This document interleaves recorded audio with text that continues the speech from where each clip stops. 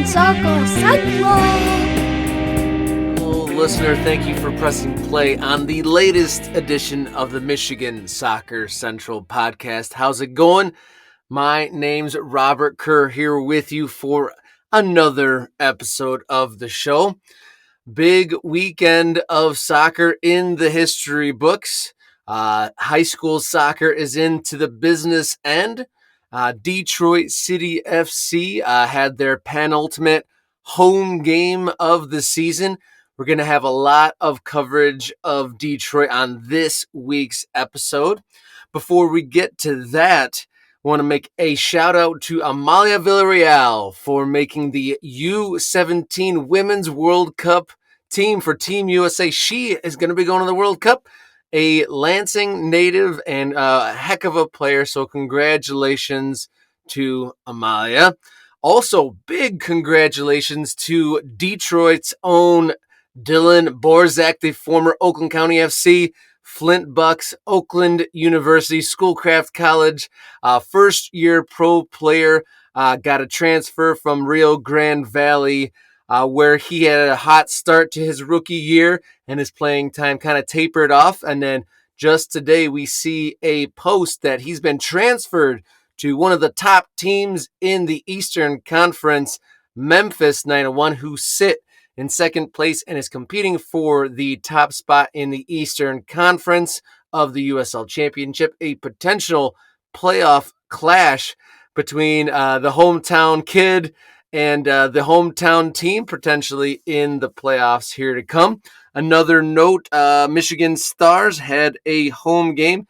They got a 2-0 win on Sunday against the Maryland Bobcats. But in our feature interviews this week, I've got some post-game reaction, actually some really good stuff. Yazeed Matthews, a goal scorer in Detroit City FC's 2-2 draw. I've got Yazeed as well as Coach Trevor James. Some interesting reactions after an action-packed second half, but probably ultimately disappointing to leave some points out there as DCFC is battling for a top 4 spot and a home field playoff game. In addition to those post-game interviews, I've got Nolan Bianchi, the Detroit News sports writer, who's been following, amongst other Detroit teams, he's been following DCFC in great detail this year. He's had some really great feature articles as well as really doing this debut season in the championship for DCFC, some really doing it justice, covering just about every single game of the season, really mainstream beat writer for soccer here this year. So a really good conversation with Nolan and post-game reactions from Yazeed Matthews and Coach Trevor James here on the Michigan Soccer Central podcast. Yazeed Matthews on the score sheet in a wild 2-2 draw here in front of the home fans. Touch on the halftime. You went in at 0-0. What was that message, and what was it compared to the full-time message? 0-0 halftime and it ends 2-2. What was the feeling in the camp halftime compared to the full-time? I think at halftime there wasn't really a negative message from coach. Everyone was calm. Obviously, we created a lot of opportunities, so we looked at that. So that was a positive thing. We just knew that second half we had to, take our chances and finish it. At the end of the game, I would say, obviously, another positive thing is we managed to tie it up. We were down 2-1.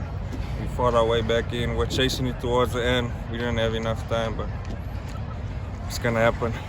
So how does that feel? You were with the team for so long, and now you're out here contributing on the field, scoring for the team that you've been waiting for so long for. Like, is there a way you can articulate that feeling of getting a goal in a situation like this, contributing in big games leading into the playoffs here?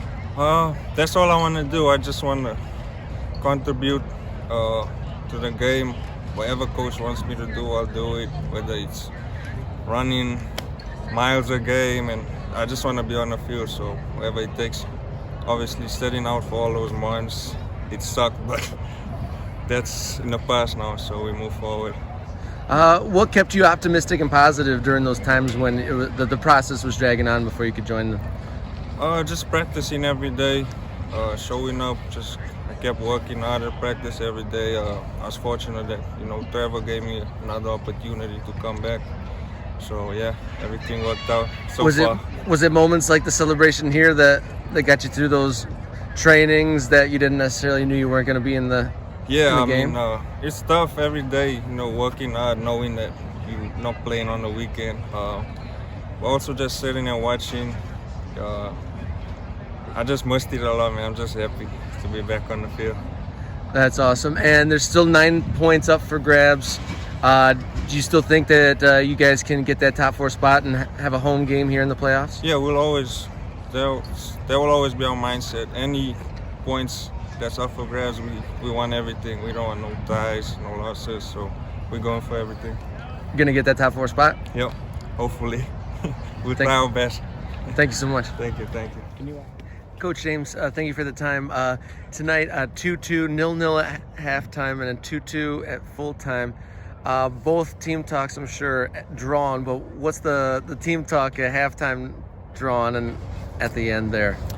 Well, the halftime team talk was very positive as far as that we had a very good first 45 minutes. So we were all fairly happy with the way the game was going, and frustrated we hadn't scored, and and 1 or 2 people weren't happy with the offside calls, but I'm a long way from that, so I couldn't judge. So we were pretty happy with the way the first half had gone, and so it was, as I say, just a matter of let's continue to do what we're doing, and the breakthrough will come. End of the game, team talk was a little bit different. Obviously, there's a lot of unhappy people in the locker room, but I think a lot of it is just a little bit of surprise that we conceded 2 goals. And I think, against good players, you can't fall asleep, as we've just told them there. They will punish you. They can punish you, and we got punished tonight. So it was a little bit down now, because I feel they should have won the game. I'd agree we should have won the game, but we didn't. But in the last 4 games, we've had 2 wins and 2 ties, and we beat Colorado and Tampa, and then tied with New York and Tulsa. So how much do I know about this game? I can't work it out. Great segue. I was going to ask about, in your experience, having seen like a million or hundreds of games play out, and there's patterns and that come about in results and how games play out.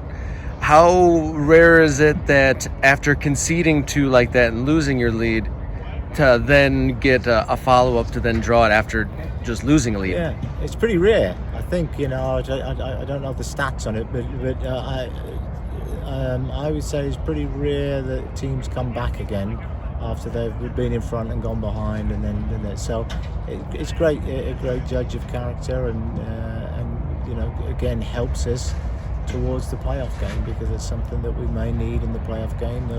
That feeling, it might happen in the playoff game. Hopefully we don't go behind in the playoff game. But so that's another thing that helps us prepare for the big games.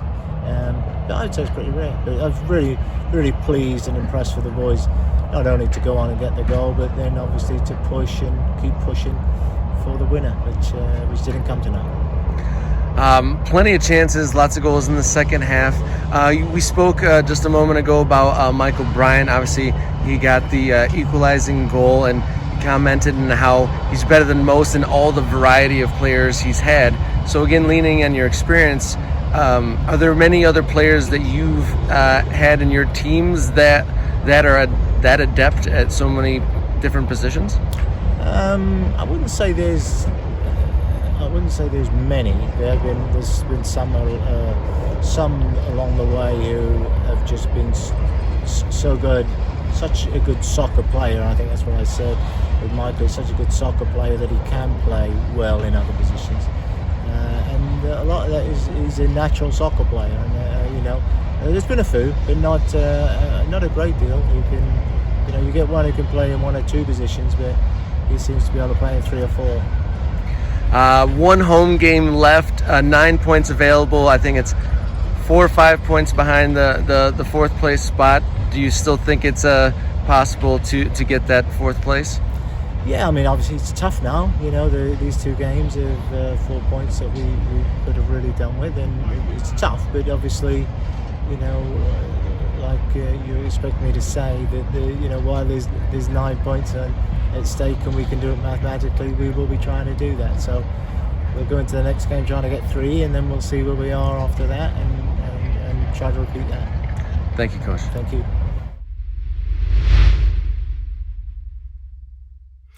Hello and welcome back, listener, on this week's feature interview of the Michigan Soccer Central podcast. I'm very excited to welcome Nolan Bianchi, staff writer for Detroit News, and has had work featured in a variety of outlets. He's had some very impressive and comprehensive coverage of Detroit City FC this year. I'm very thankful to welcome him onto the show, Mr. Nolan Bianchi. Thank you for spending some time with Michigan Soccer Central podcast, sir. Yeah, thank you for having me, Robert. Obviously, you and I have been running into each other all season there at the post-match interviews. So glad to finally hop on with you. I apologize to your viewers. I don't know if this is a video show or just a television show. I'm assuming that the nice setup that you got there indicates that it's a video show. But I'm moving some stuff around, so I am limited to a corner of a room here. So apologies for the lack of cool decorations, if you will. Oh, no worries, and thank you for your compliment. I've made the cupboard under the stairs what it is you see here, but kind of in general, I've wanted to have you on throughout the season because you have been such a dedicated journalist following the team, and you've been there more than I have, and I've gone to as many possible as I can. So I wanted to get your viewpoint as well as seeing Detroit City FC in a mainstream outlet is kind of what drew me to bring you on in general to get your perspective and how you got to the Detroit News to have Detroit City FC included like on a kind of a beat writer sort of a basis. Like, so I guess I'm going to start off with like, how did you get to this point to where you as a sports writer are filling space on mainstream outlets like on a consistent basis? Yeah, so I think before I get into anything that happened this year, all the credit in the world goes to Larry O'Connor, who used to be with the Detroit News for a very long time, and he was really kind of our lower level soccer beat writer here in the Southeast Michigan. So he, for a long time, was covering Detroit City FC, covering the Michigan Bucks, covering kind of all these little. Or I don't want to say little, but lower division teams, second and third division teams here in Southeast Michigan. And then it was all kind of a little bit serendipitous, I would say, because earlier this year, our media reached out to me. I'd been working with them on some stuff, and they pitched me the idea of perhaps doing a feature on Detroit City FC, Detroit's football team that wins games. And so it went right next to a column from Jerry Green and the Lions, and then another piece from myself on the USFL and the Michigan Panthers and things like that. So that kind of opened the door for me to go into Detroit City FC Fieldhouse or Detroit City Fieldhouse and kind of start to get to know everybody. And it just so happened that a lot of times last year I was working on the Detroit News production desk and getting tasked with writing these DCFC gamers. So I had started to kind of reach out to Alex, write with Detroit City FC, just talking about the team and stuff like that. And then once this Our story kind of came to me and I started to really cover the team, I kind of pitched to the Detroit News, who had a hole in their coverage from the absence of Larry O'Connor, who left, I believe, a little bit about a year ago. And they were like, yeah, go for it, go crazy. If it's something that you're interested in, we could really use that coverage. And they've been very, very supportive as well. But it all starts with, the higher ups there. And then Larry O'Connor as well, kind of laying the groundwork as the Detroit News being a place where you can get soccer content and news locally in a mainstream way. Thank you for that explanation, and kudos to your predecessor. Yeah, I should have mentioned that at the top. You were the author of the now infamous Our cover story in April, which Yeah. I guess infamous just because of a particular scarf in the crowd shot that they used for the cover picture. Really made the rounds for a bit of a comical edit. Yeah, that was really funny. Like because I didn't, they didn't show me the cover. At least I don't think before they like released it on social media, and then obviously the second that they released it, the sleuths over with NGS were going through it with a fine tooth comb, and obviously saw that somebody had airbrushed a scarf. But like the funny thing is like the story behind that is apparently the managing editor, whoever assigned it, was kind of on vacation for the week, and then after they had already chosen this picture, they realized, oh, this says the F word and it's right in the middle of our cover here. So they thought that nobody would notice if they airbrushed over it, but then because of vacations and things like that, I don't think it went through all the proper channels for that to get approved. And so we ended up in a situation like we had when it goes live, and everybody's just freaking out, tagging me, things like that. And I don't even know if like people realize that I was the one who wrote that, because I wrote it like probably 2 months before it ended up even coming out. But yeah, just a hilarious day. Like I was mortified for the first like 30 minutes, and then I kind of saw how much fun everybody was having with it, and it ended up being, I think, kind of a better thing in the long run. It was kind of a useful marketing tool for getting that issue out there. So that was in the springtime, and that was when the USL Championship was kind of a new thing to the area. Obviously, the team's new to it, but it was just, Detroit hadn't had a team at that level before, so it was very fresh and new.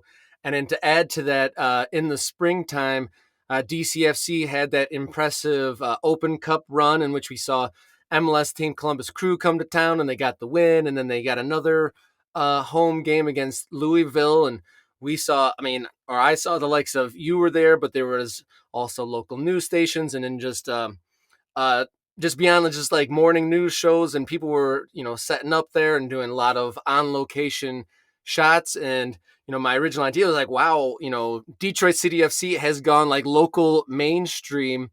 And we were commenting when we saw each other at the game on Saturday, and it was me, you, and the club media guys, and kind of dawned on me that's kind of how it's been for a while here in the summer. Can you speak on like the trends throughout the season on that media perspective, and then we can kind of lean into the team itself, like how it's been over time?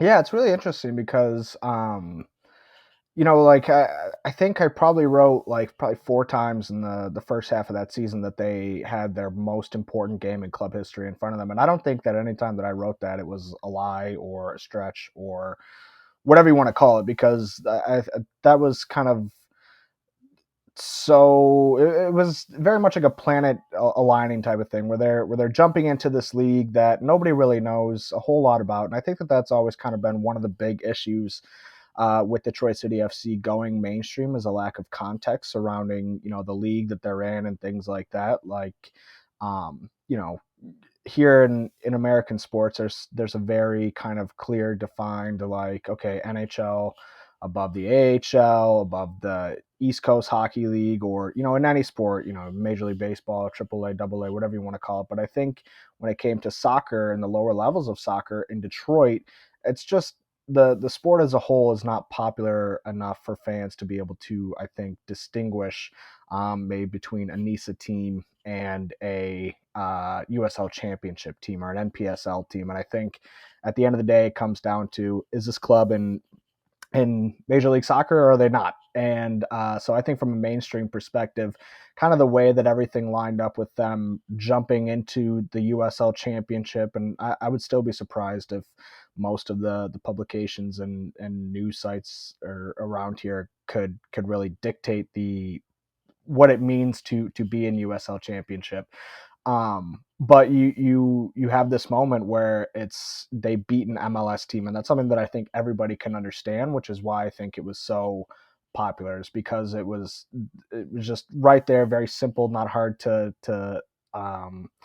comprehend that, okay, this team beat a Major League Soccer team. I can understand that. I can get behind that. And then, as the season has rolled on here, I'm interested to know because, Detroit City FC, I think when it comes to their home games, their home atmosphere, it's completely unmatched, either in local sports or otherwise. But at the end of the day, this team didn't win a lot for the second half of the season, particularly at home.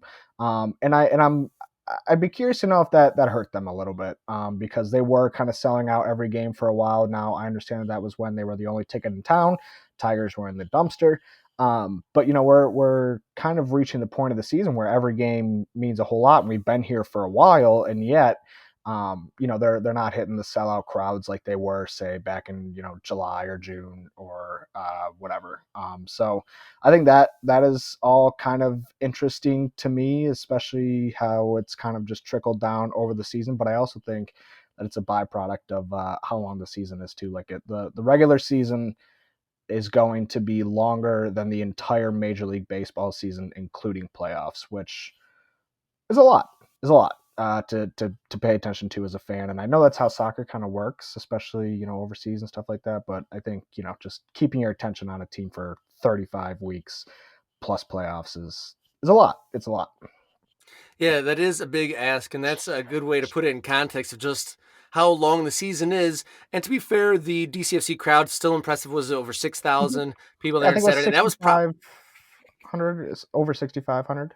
And it was probably the best weather conditions for a soccer game the entire year. Like in the spring, it was like cold, bitter, rainy messes. And then in the summer, it was like some scorchers on match day. So that was actually probably the best conditions, and still a great atmosphere, still a great crowd.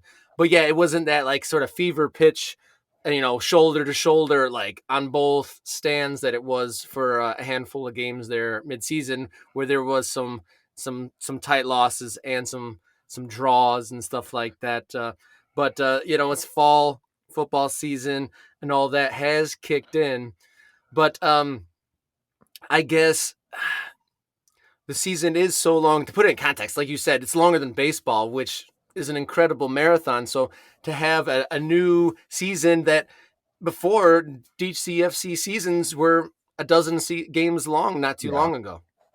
Yeah, no, 100%. And I think, just with when you kind of weave your way through all these different sports seasons, you tend to get lost in the shuffle a little bit. I mean, like I remember when I covered the first home game of the season, Michigan basketball was still playing in the NCAA tournament. Like that is unfathomable to me. I said this to you the other night, but like it blows my mind still that the team I'm covering right now is the exact same team that I was covering back in March of this year. But at the same time, and we'll probably get into this a little bit, it's really not the same team. Like the team we saw on Saturday night, a lot of the pillars are there. A lot of the starters from earlier in the season are there. But when you bring in guys like Yazeed Matthews, guys like Cy Goddard, guys like Richard Foster, like those three all, I thought, in that game and in recent games have shown why they were brought in. And it's because they are unique to anything that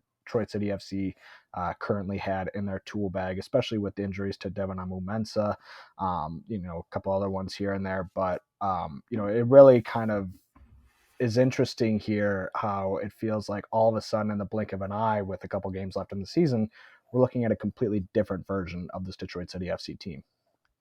Yeah, seeing Cy Goddard out there in the first half definitely was a change because he has, completely different style of play, different body shape than we've seen. And it is also strange too that obviously there was a lot of logistical things and processing things that kept those players out. Like those players were supposed to be in the team quite a while ago, I imagine, but through the process of getting them cleared to join, the Matthews and the Goddards and the Fosters had to wait for quite some time. And now here they are kind of in the business end of the season right here, the couple games to go. They're trying to mesh into, get fitness and mesh into the team right here at the end. What impact those new players have in your eyes on Saturday night?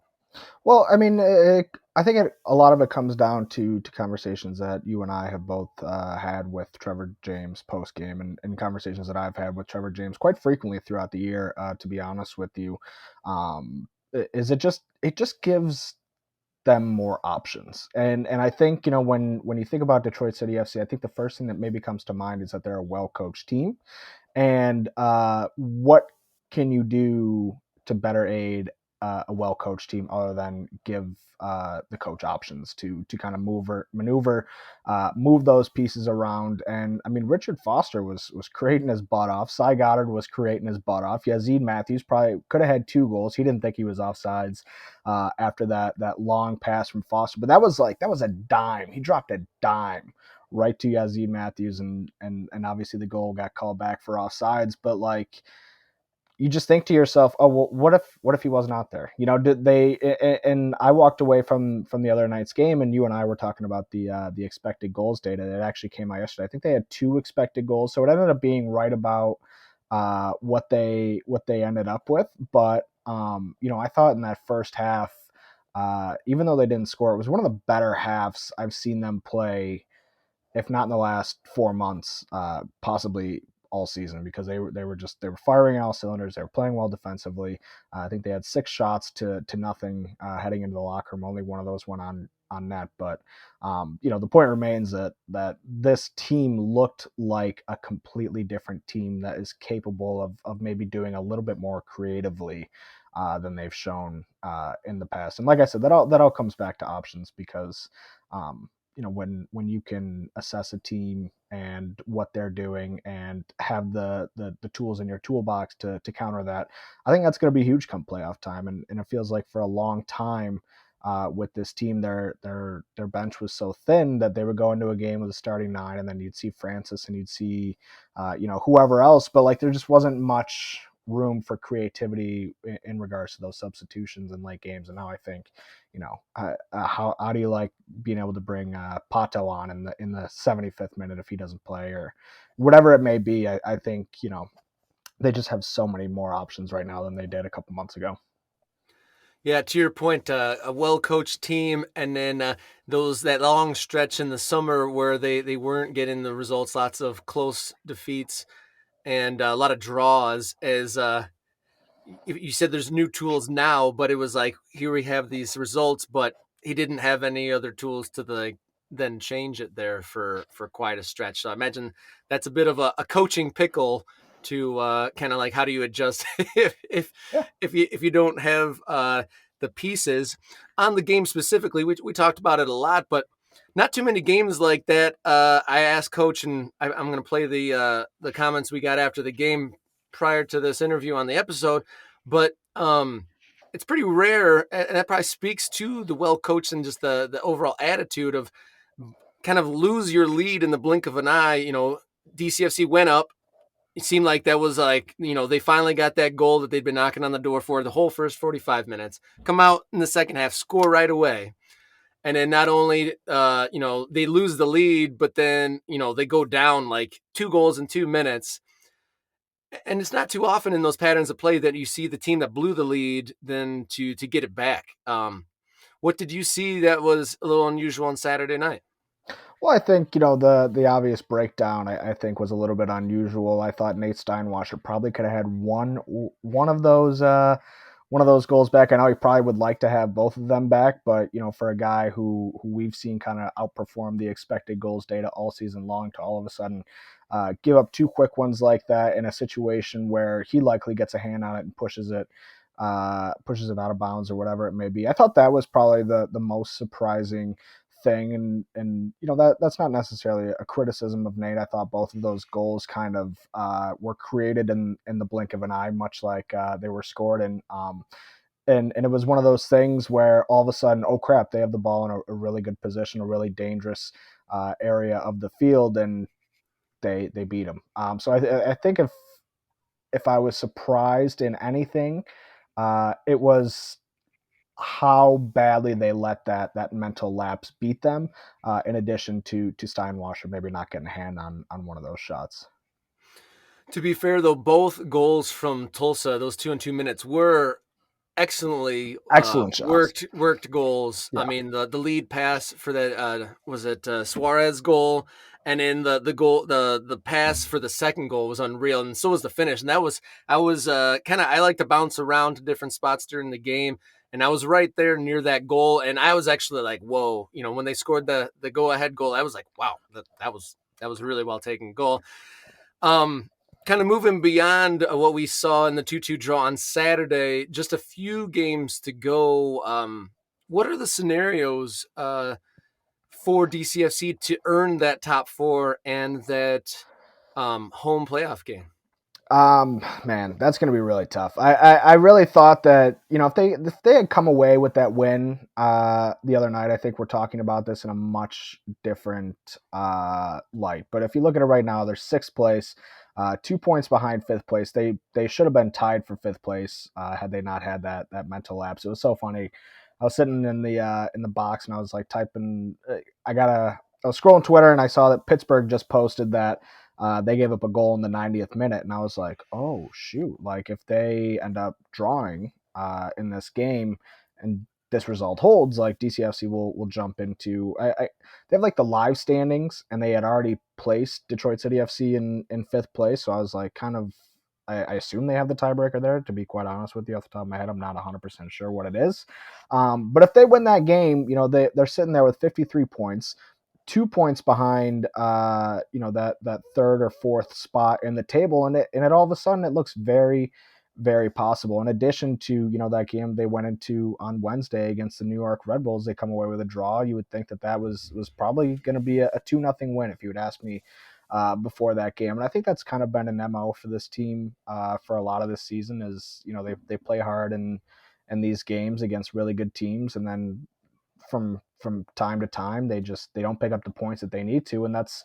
why they're in sixth place instead of third or second place, because for the second half of this season, mostly really ever since that May I think it's 15 or no that May 21 win over Atlanta United, I think that might have been what it was, but ever since that game it has felt like they've just consistently been bleeding points that they could have had, and now you're looking at a situation where you've got 3 games left to go in the season and 4 points to make up if you want to draw even with Birmingham or Tampa Bay. And so I don't really like their chances, especially knowing that they got to go play Louisville, that they got to play a couple good teams here down the stretch. And so, at the same time, though, I wonder how much that even hurts them, because they played so well on the road and they haven't played well at home this season. And I know, 100 times out of 100, they're going to take that home playoff game, not just because you would think it's an advantage, but because you want to give that to your fans.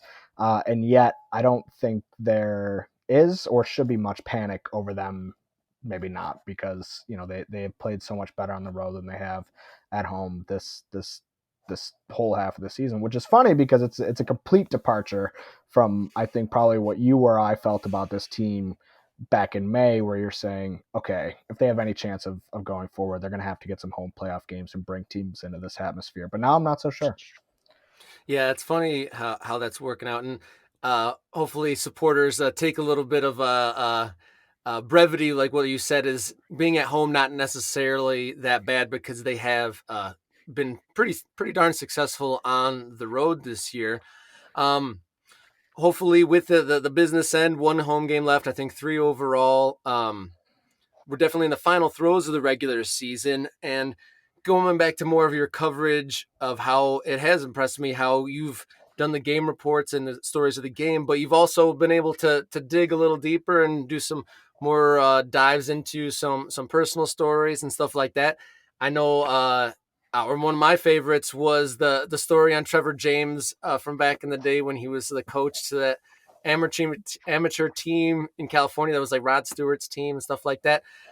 What have been some of your favorite stories? Granted, like there may be some more to come with it coming into playoffs and all that, but as of now, like regular season wise, what have been some of your favorite aspects of the coverage and your favorite stories?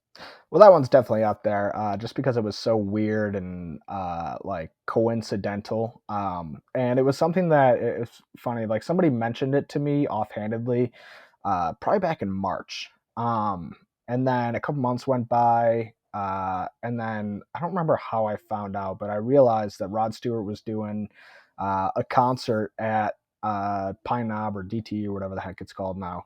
And I was like, oh crap, like this would be the perfect time to get this out, because I think somebody told me that Trevor was trying to get Rod Stewart to wear a DCFC kit on stage is what it was. And I was like, oh, that's right. And I was like, can I come in Monday? And so, I went down there and I talked to Trevor, and it was such a fascinating interview. We just kind of put the recorder in the middle of us, and we just talked for like an hour, and all these stories started coming back to him. So many things that couldn't fit in the story, but you're just like, this guy's like kind of a legend. Not kind of a legend. Like, I don't want to disrespect him like that, but like he's a very unassuming legend. And to hear those stories was awesome. So that was definitely up there. The one on Francis I did not too long ago was a really fun, cool story as somebody who things haven't necessarily gone his way here in Detroit since he signed here last offseason. And I remember talking to Stephen Carroll, and he was just saying, like, they brought him in for a tryout or something like that over the offseason, and he said he was telling Trevor, like, yo, we got to sign this guy. Like, he's amazing. He's going to be amazing for us. He was tearing it up in preseason. And then all of a sudden he gets hurt. But if you've ever seen or been around him, you'll realize that, he's just one of the most carefree, easygoing guys around, and he's got an incredible backstory. Coming here from Ghana, moving here at the age of 14, we didn't know anybody here, going to high school in Connecticut. And my favorite little nugget from that story was just, how loyal he was. And he said his dream school coming out of high school was UCLA, but they didn't offer him. And Michigan offered him, and he said, okay, I want to go there because they've never won a conference championship. And after his sophomore year, they had 3 wins, and UCLA called him, and they were like, hey, you ready to come here now? And I actually missed a part of the story. I apologize. But on the day that Francis committed to Michigan, UCLA offered him. But he said he already made his commitment, and he's a man of his word, and he said he wanted to win a Big Ten championship, so he can't go back on that. So 2 years later, they win 3 games. UCLA calls him again, and he says, no, thank you. I'm committed to winning a Big Ten championship at Michigan. The very next season, they won their first Big Ten championship in school history. Francis scores the game-winning goal to seal it. And these stories are kind of a theme over his career, is just holding firm and being loyal, and then that ended up paying back for him. And then just his stories from back home, and what he's been able to do there since kind of coming over here as a pro is really fantastic. So I really enjoyed that one, definitely. But really, all of them that I've had a chance to write has been incredible. I mean,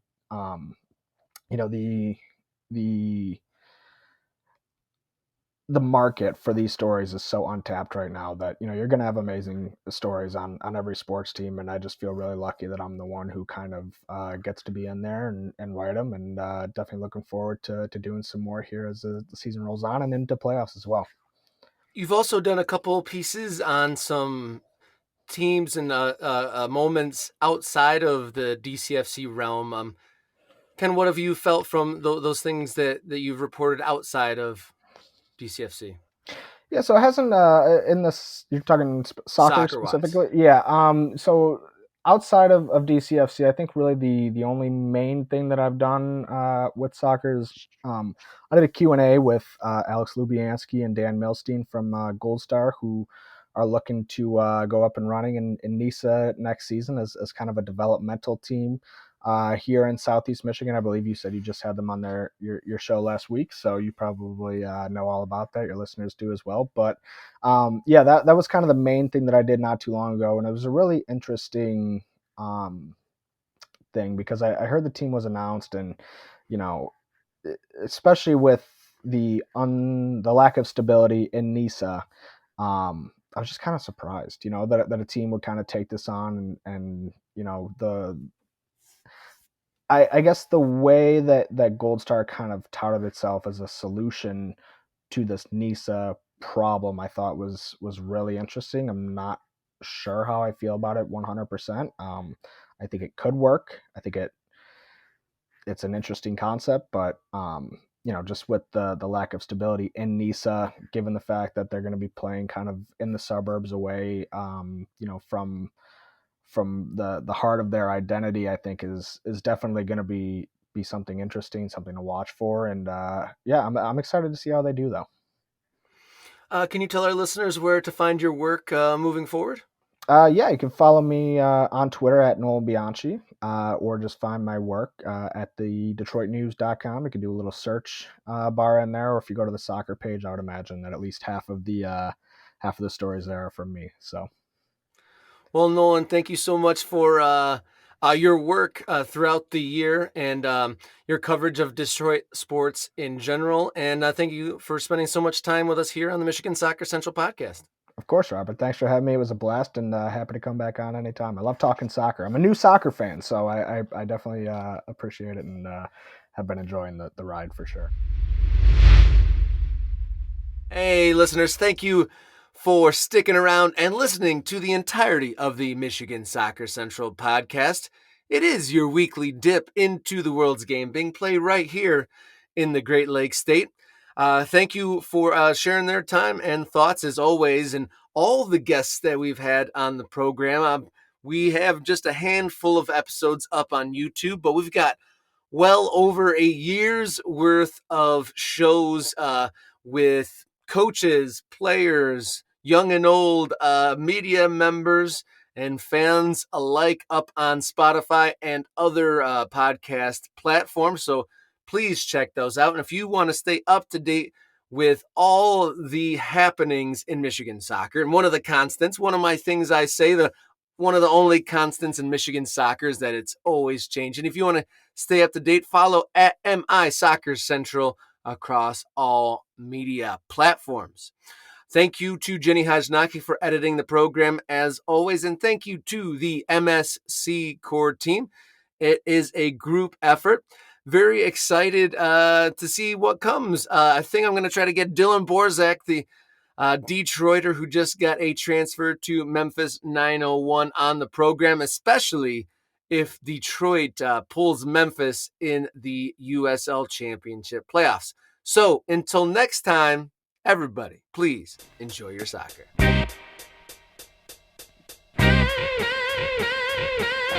Michigan Soccer Central.